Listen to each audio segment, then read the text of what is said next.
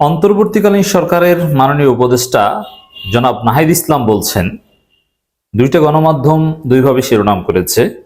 এক, সরকারের বিরুদ্ধে ষড়যন্ত্র হচ্ছে, উপদেষ্টা নাহিদ। আরেকটা গণমাধ্যম শিরোনাম করেছে, বাংলাদেশ নিয়ে ষড়যন্ত্র হচ্ছে, উপদেষ্টা নাহিদ। একটা বিষয় স্পষ্ট যে সরকারের বিরুদ্ধে ষড়যন্ত্রকেই বাংলাদেশের বিরুদ্ধে ষড়যন্ত্র হিসেবে দেখানো হচ্ছে। এটা যে কোনো সরকারই বলে। আওয়ামী লীগ যখন ক্ষমতায় ছিল, আওয়ামী লীগের বিরুদ্ধে আমরা যে তৎপরতা চালাতাম, আমরা আওয়ামী লীগকে ক্ষমতা থেকে উৎখাত করতাম, আওয়ামী লীগের বিরুদ্ধে আওয়ামী লীগের নানান অপকর্ম ইন্টারন্যাশনাল গ্রাউন্ডে তুলে ধরতাম, এগুলোকে আওয়ামী লীগ বলতো যে বাংলাদেশের বিরুদ্ধে ষড়যন্ত্র হচ্ছে। যাই হোক, এটা আমাদের মনে রাখতে হবে, ইন ডেমোক্রেসি সরকারের বিরুদ্ধে বলা আর দেশের বিরুদ্ধে ষড়যন্ত্র এক নয়। আদৌ কি সরকারের বিরুদ্ধে কোনো ষড়যন্ত্র হচ্ছে? নাহিদ কি ইঙ্গিত দিলেন? আমরা আলোচনা করছি 13 নভেম্বর 24। এবং ষড়যন্ত্র হয়ে থাকলে সেই ষড়যন্ত্রটা কি, কারা করছে, এটা আমাদের খুঁজে বের করা দরকার। আমরা অলওয়েজ নাহিদের পাশে আছি। নাহিদের বিরুদ্ধে ষড়যন্ত্র হচ্ছে, নাহিদকে বিতর্কিত করার নানান চেষ্টা হচ্ছে, এটা আমরা জানি। কারণ এই সরকারের মধ্যে বিপ্লবের স্পিরিট ধারণ করেন এরকম 2-3 জনের মধ্যে নাহিদ প্রথম দিকে। অতএব নাহিদকে বিতর্কিত করার চেষ্টা, এটা সরকারের বাহির থেকে যে তা না, সরকারের ভিতর থেকেও করা হবে, এটা আমরা জানি।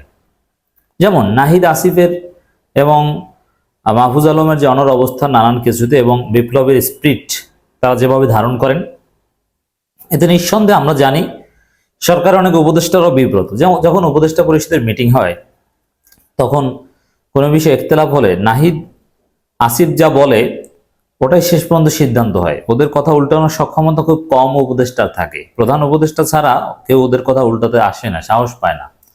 এখানে ওদের প্রতি একটা ক্ষোভ অন্যান্য উপদেষ্টাদেরও আছে। সরকারের উপদেষ্টা কিংবা সরকারের বিভিন্ন লোকজন কিংবা বিভিন্ন সুবিধাভোগীরা, এমনকি সমন্বয়কদের মধ্যে সুবিধাভোগীরা, তাদের রেকমেন্ডেশন কাজে না আসলে, তাদের সুপারিশ যদি নাহিদ আমল না করেন, নানানভাবে এভাবে তাকে বিতর্কিত করার চেষ্টা হচ্ছে। আমরা প্রথমে এটা ক্লারিফাই করতে চাই যে নাহিদের বিরুদ্ধে যত অপপ্রচার ষড়যন্ত্র হোক না কেন, নাহিদ ভুল করে থাকলেও আমরা নাহিদের পক্ষে। কারণ নাহিদ বিপ্লবের সরাসরি মাঠের সম্মুখ সারির যোদ্ধা, কমান্ডার। নাহিদদের নেতৃত্বেই বাংলাদেশ দ্বিতীয়বার স্বাধীন হয়েছে। অতএব ভুল মানুষ মাত্র হতে পারে, কিন্তু ইয়ার অন বিহাফ অব নাহিদ, নাহিদের পক্ষে আমরা প্রয়োজনে রাজপথে নামতে পারবো। দর্শক, নাহিদের বক্তব্যটা যদি আমরা একটু দেখি, বাংলাদেশকে নিয়ে ষড়যন্ত্র হচ্ছে, কি ষড়যন্ত্র দেখি। বাংলাদেশের সরকার নিয়ে অপপ্রচার চালানো এবং ষড়যন্ত্র হচ্ছে বলে মন্তব্য করেছেন তথ্য সম্প্রচার উপদেষ্টা নাহিদ। এখন এই ষড়যন্ত্র বলতে আমি মনে করি প্রাথমিকভাবে নাহিদ মিন করেছেন আওয়ামী লীগের যে প্রপাগান্ডা, ভারতের মিডিয়ার যে প্রপাগান্ডা, এটা জয়েন্ট প্রপাগান্ডা আওয়ামী লীগ এবং ভারতের মিডিয়া, এবং এটা প্রি প্ল্যান। যেমন বাংলাদেশের ট্রাম্প সমর্থকদের গ্রেপ্তার করা হয়েছে, তাদের উপর ক্র্যাকডাউন চালানো হয়েছে, মিলিটারি, পুলিশ এরা সবাই মিলে নাকি ট্রাম্প সমর্থকদের উপর ক্র্যাকডাউন চালিয়েছে। এটা হচ্ছে বাংলাদেশের বিরুদ্ধে একটা ভয়াবহ প্রচারণা, প্রপাগান্ডা। যদিও হালে পানি পায়নি, পাবে না, কারণ জনগণ এ বিষয়ে সচেতন আছে এবং সরকার এ বিষয়ে টাইমলি রেসপন্স করেছে, রিপাবলিকানদের কাছে মেসেজ পৌঁছে দিয়েছে এবং সরকারের ফ্যাক্ট চেক উইং এটা জানিয়েছে যে এগুলো সব মিথ্যা। আর এটা তো একেবারে সহজ যুক্তি। হাসিনা তো 2 কারণেই ধরা পড়ে, যে বাংলাদেশে আলাদাভাবে ট্রাম্প সমর্থকদের মিছিল, শোডাউন এগুলো কোনো প্রশ্নই আসে না। এর মানে এটা যে উদ্দেশ্যমূলক, এটা বোঝা যায়। আরেকটা বিষয় হচ্ছে যে ট্রাম্পের ছবি নিয়ে নাশকতা করার নির্দেশ যে হাসিনা দিয়েছিল, এটা তার ফোনালাপে আগে প্রমাণিত হয়েছে। অতএব আওয়ামী লীগের নতুন প্রপাগান্ডায় কাজ হবে না বা হয়নি। রিপাবলিকানদের কাছ থেকে আলাদা কোনো রিয়াকশন আনতে পারেনি এখন পর্যন্ত, পারবেও না। অনেক শত কোটি টাকার লবিস্ট নিয়োগ করা হয়েছে আমরা জানি, কিন্তু এগুলো কাজ হবে না। তো দর্শক, এই যে ইন্ডিয়া টুডের যে প্রচারণা, বাংলাদেশে ট্রাম্প সমর্থকদের উপর ক্র্যাকডাউন ইত্যাদি ইত্যাদি, অথবা সংখ্যালঘুদের নির্যাতনের যে মিথ্যা কল্পকাহিনী ভারতীয় মিডিয়া প্রচার করছে, এটাকে প্রাথমিকভাবে বাংলাদেশ এবং সরকারের বিরুদ্ধে ষড়যন্ত্র হিসেবে আখ্যায়িত করে থাকতে পারেন নাহিদ।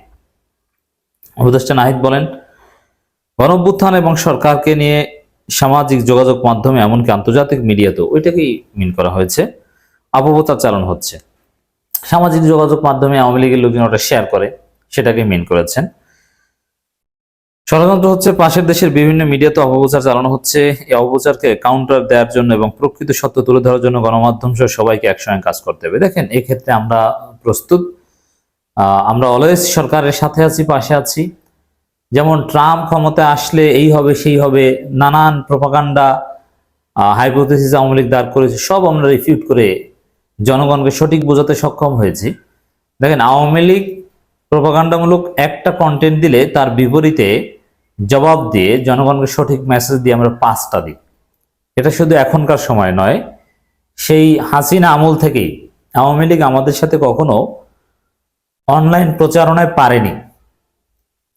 60,000 কোনো মতে 6 লক্ষ কর্মীকে প্রশিক্ষণ দিয়েছিল Sajeeb Wazed Joy, million on million dollar খরচ করে, কিন্তু আমাদের সাথে পারেনি। আর আমাদেরকে কেউ 1 টাকাও দেয় না, নিজের টাকা খেয়ে আমরা কাজ করি।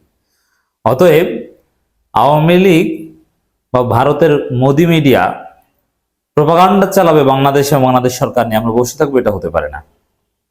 দর্শক, সাম্প্রতিক উপদেষ্টা নিয়োগ বা এগুলো নিয়ে বিতর্ক চলছে। এখন উপদেষ্টা নিয়োগ নিয়ে বিতর্ক বা এগুলোকে বা রাজপথে নামা, এগুলোকে নাহিদ কোনো ষড়যন্ত্র বলছেন না। এটা কোনো ষড়যন্ত্র না, ইটস পার্ট অফ ডেমোক্রেসি। কোনো উপদেষ্টা নিয়োগ বিতর্কিত হতে পারে, তার বিরুদ্ধে জনগণ বলতে পারে, ডক্টর ইউনূস সরকারকে সেই সিদ্ধান্ত পুনর্বিবেচনা করতে হবে, এভাবেই চলবে। অতএব এটা কোনো সমস্যা না, এটাকে ষড়যন্ত্র বলেননি। অভ্যুত্থান এবং সরকারকে নিয়ে সামাজিক যোগাযোগ মাধ্যমের এই বিষয়টাকে আমরা গুরুত্ব দিতে চাই, কারণ সামাজিক যোগাযোগ মাধ্যমের প্রচারণায় মানুষের মাইন্ড সেট আপ তৈরি, এমনকি সরকার প্রভাবিত হয়, আন্তর্জাতিক মহল অনেক ক্ষেত্রে প্রভাবিত হয়। গণমাধ্যমের উপর সম্প্রচারে কোনো চাপ নেই, তথ্য সম্প্রচার উপদেষ্টা জানিয়েছেন। এটা নিয়েও ষড়যন্ত্র চলছে। দেখেন, কিছু দালাল সাংবাদিক যারা একেবারেই গণহত্যাকে প্রশ্রয় দিয়েছিল বা গণহত্যায় উস্কানি দিয়েছিল, ফেসিবাদের পিওর দোষর ছিল, তাদের অ্যাক্রিডিটেশন কার্ড বাতিল করা হয়েছে। তাতে সম্পাদক পরিষদ উদ্বেগ জানিয়েছে। সম্পাদক পরিষদ নামের একটা সংগঠন রয়েছে যারা নানানভাবে সরকারকে চাপে রাখে। সেটা ওয়ান কাইন্ড অফ ষড়যন্ত্র। একেবারে ন্যায়সঙ্গতভাবে পিওর দালাল সাংবাদিকদের অ্যাক্রিডিটেশন কার্ড বাতিল করা হলে সেটার পক্ষ নিবে, এটা হতে পারে না। এবং ডক্টর ইউনূস সরকারের উপর এখন পর্যন্ত কোনো বিদেশি চাপ আওয়ামী লীগের লোকজন আনতে পারেনি। তো একটা জিনিস পেরেছে, সংবাদ মাধ্যমের স্বাধীনতা রক্ষায় ডক্টর ইউনূসকে চিঠি, আহ্বান, এই বিষয়টা ম্যানেজ করতে পেরেছে। সেখানে প্রথম আলো ডেইলি স্টারের ভূমিকা আছে। অতএব এটা কিন্তু একটা ষড়যন্ত্র। বাংলাদেশের সংবাদ মাধ্যম যে স্বাধীনতা ভোগ করছে, গণঅভ্যুত্থানের পর যারা আগের রেজিমের দালালি করেছে তারা বহাল তবিয়তে আছে, এটা পৃথিবীর ইতিহাসে রেয়ার। এর চাইতে স্বাধীনতা অসম্ভব। যেমন সময় টিভি, ডিবিসি, এই দুইটাকে স্পেসিফিক ভাবে যদি বলি, 71, এমন কোন মিডিয়া নেই যার হাসিনার দালালি না করেছে। কই বন্ধ করা হয়েছে? সময়, 71, ডিবিসি বহাল তবিয়তে চলছে। তাদের কিছু এডিটোরিয়াল পলিসি চেঞ্জ করেছে, কিন্তু তারা চলছে। এর চাইতে স্বাধীনতা আপনি কি চান? গণমাধ্যমের উপর সরকারের কোনো চাপ নেই, এটাই হচ্ছে সত্য কথা। যদি চাপ থাকতো তাহলে সময় টিভি, ডিবিসি, 71 বাংলাদেশে চলতে পারতো না, জনকণ্ঠ বন্ধ হয়ে যেত। এখনো মাঠের রাজনৈতিক শক্তি যারা বা ডক্টর ইউনূস সরকার কিংবা উপদেষ্টাদের বিরুদ্ধে নানান রিপোর্ট, প্রতিবেদন হচ্ছে। বাংলাদেশের সংবাদ মাধ্যম পুরোপুরি স্বাধীন।